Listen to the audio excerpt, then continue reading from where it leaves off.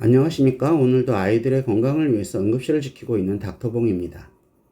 오늘은 응급실에 상당히 많이 오는 두부 손상, 머리 손상에 대해서 한번 알아볼까 합니다.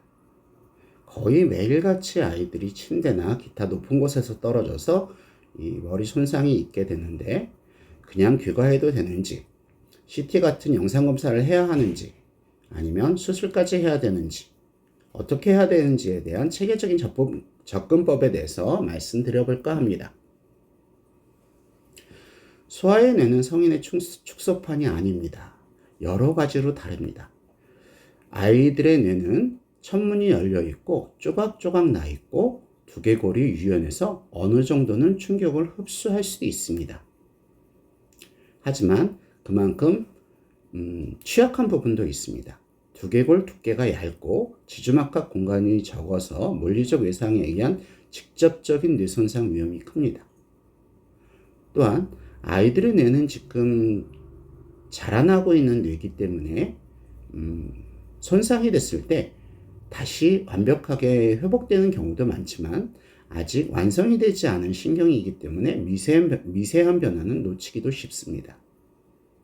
또한 제가 말씀드리고 싶은 것은 아이들의 이 두개골 안의 뇌 조직은 굉장히 순두부같이 연한 조직이고, 또한 이 두개골 바로 밑에 그 정맥들과 이 뇌에 있는 정맥들과 연결되는 그 교정맥이라는 브리징 베인이라는 것들이 굉장히 여러 가지가 있습니다.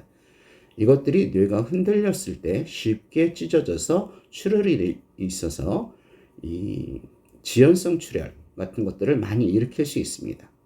1살 미만의 아이들을 흔들어주고 했을 때 이 목이 흔들리는 것만으로도 뇌출혈이 발생할 수 있다는 것이 바로 이런 이유 때문입니다.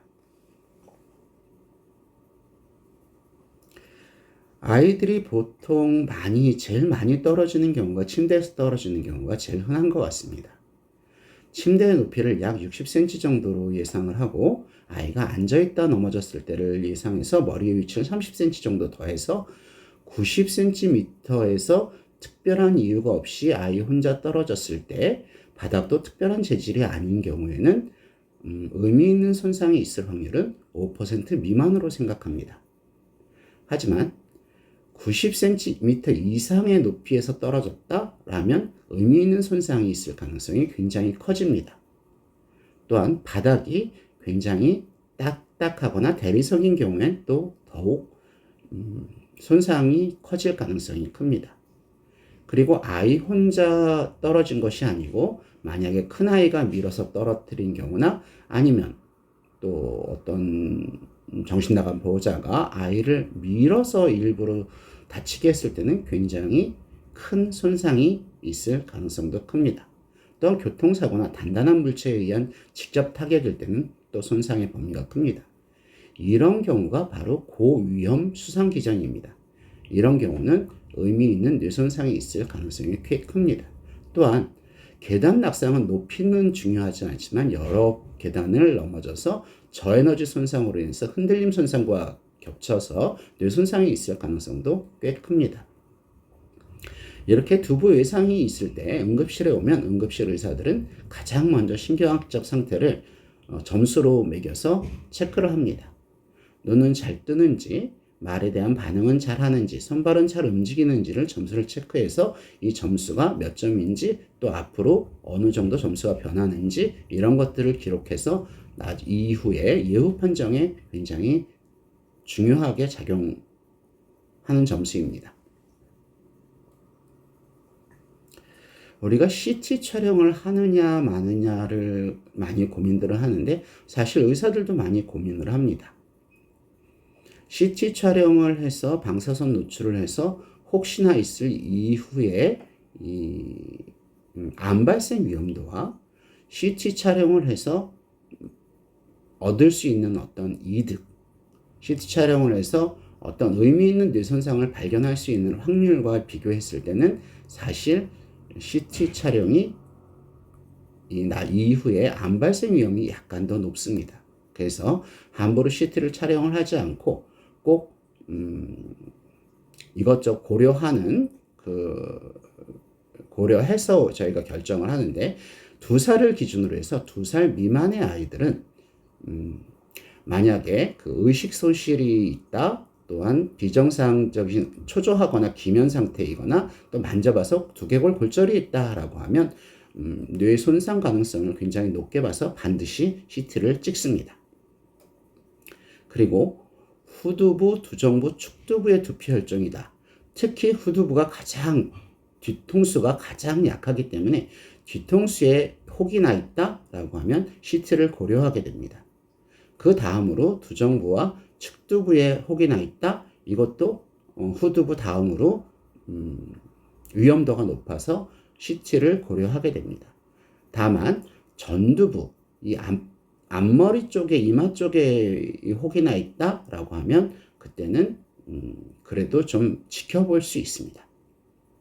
5초 이상 의식 소실이 있었다라고 하면 우리가 위험도를 좀 파악해서 고민해 보면서 CT를 찍게 됩니다. 이 90cm 미만의 단순한 낙상이 아니고 고위험 수상이 있었을 때는 반드시 CT를 고려하게 되고, 부모가 보기에 아기가 좀 이상하다라고 하면 CT를 고려해 볼 수도 있습니다.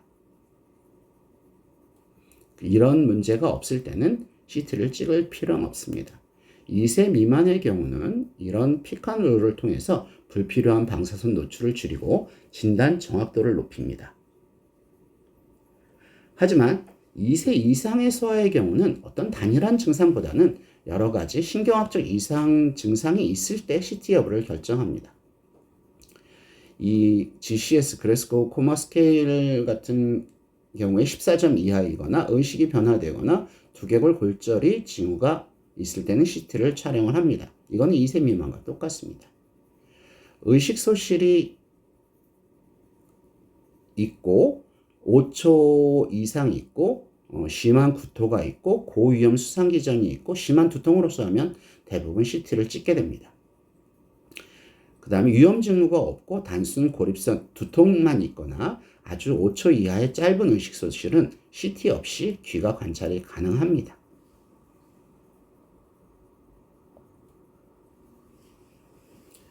소아의 경우는 갑상선이나 골수 등 이런 특정 장기가 방사선 민감도가 성인보다 많이 높기 때문에 평생의 암 발생 위험이 1회 두부 CT를 찍으면 0.07%가 증가합니다.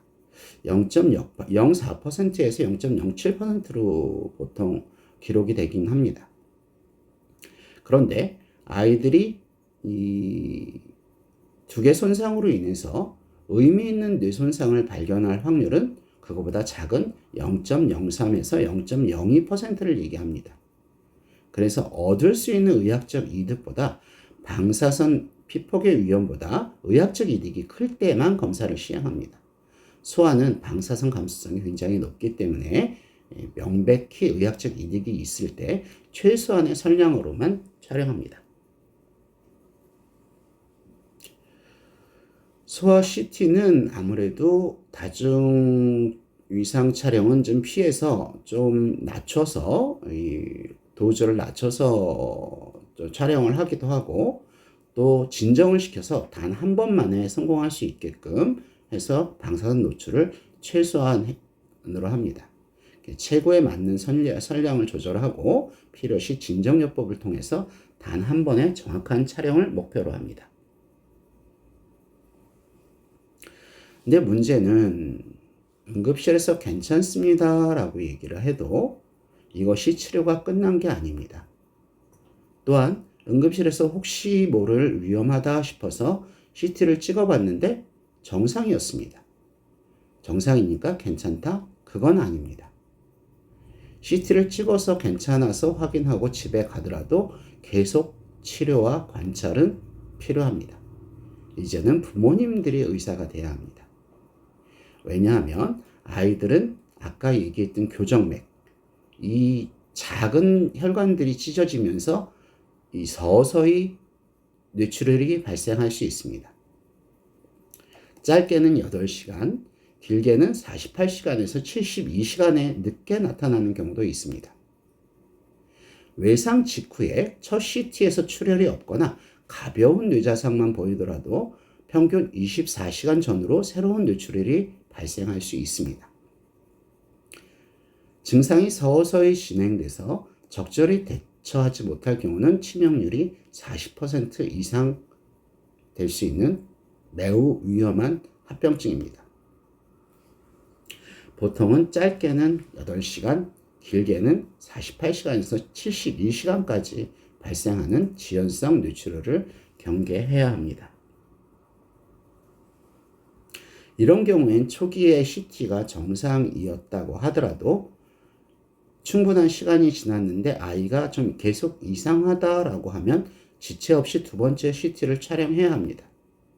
특히 항응고제를 복용하거나 초기 검사에서 뇌 자상이 심하진 않지만 있었다라고 하는 환자들은 지연성 출혈이 높으므로 더욱 각별한 모니터링이 필요합니다.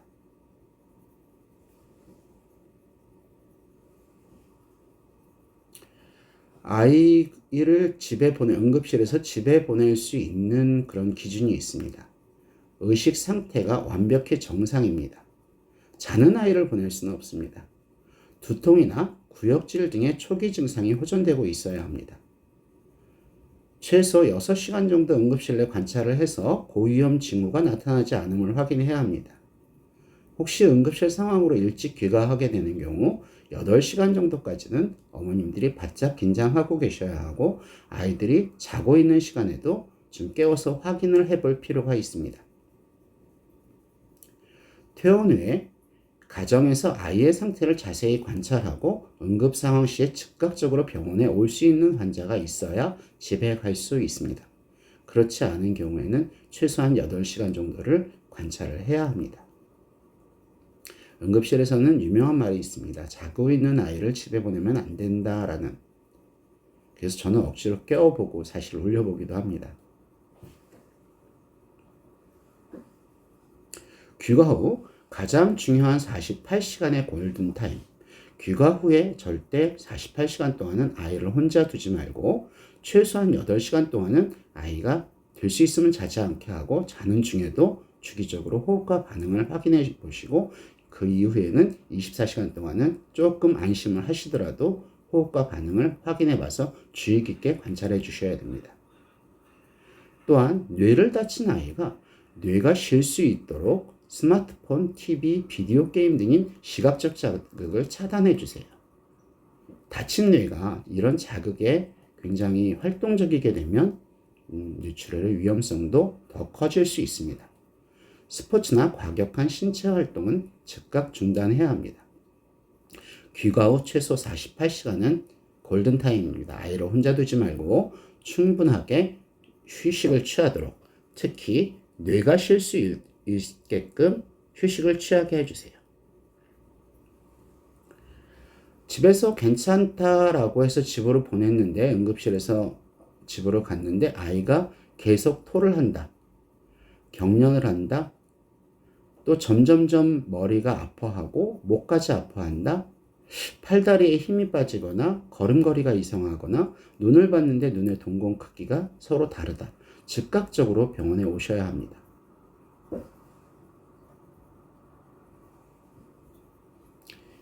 뇌진탕으로 해서 아이가 CT에서도 괜찮고 특별한 이상은 없다고 하더라도 뇌는 멍이 들어 있습니다. 소아는 성인보다 뇌진탕 회복에 시간이 더 걸려서 이 완전히 회복될 때까지는 약 4주 이상이 소요될 수가 있습니다. 보통 48시간 정도 완전한 휴식 후에 증상이 별 문제가 없는 동안에 가벼운 걷기, 하고 걷기, 또 간단한 운동, 정상적인 운동 순으로 천천히 복귀해야 합니다. 뇌진탕 회복에는 최대 4주가 소요될 수 있습니다. 증상이 완전히 사라질 때까지 단계적으로 일상에 복귀해 주세요. 의사들이 괜찮다고 집에 보낸 것이 이 병이 다 나은 것이 아닙니다. 이후에는 보호자분들이 잘 관찰해 주셔서 특별한 사고가 없도록 해주셔야 합니다. 오늘 두부 손상에 대해서 말씀을 드렸는데 요약을 하자면 저희가 CT는 방사선 노출이 클 수 있는 특히 아이들에게는 문제가 될 수 있는 도구이기 때문에 불필요한 CT를 피하고 진짜 위험을 찾아내기 위한 여러 가지 기준을 제시합니다. 또한 CT를 찍더라도 최소한의 방사선과 또한 진정요법으로 한 번에 정확하게 촬영을 하려고 합니다. 그리고 최소 8시간 정도의 아주 밀접한 관찰이 필요하고 이후 48시간에서는 가정에서 지연성 출혈에 대한 대비를 해주셔야 합니다. 귀가 후 48시간 동안 아이가 토하는지, 의식의 변화가 있는지, 심한 두통을 호소하는지, 또 걷는 것이 이상하거나 팔다리 움직임이 이상하다든지 할 때는 바로 응급실로 다시 방문해 주셔야 합니다. 정확한 초기 평가와 최소한의 방사선 노출, 그리고 가정에서의 철저한 관찰이 소아 두부 예방 관리의 핵심입니다. 이상 닥터봉이었습니다.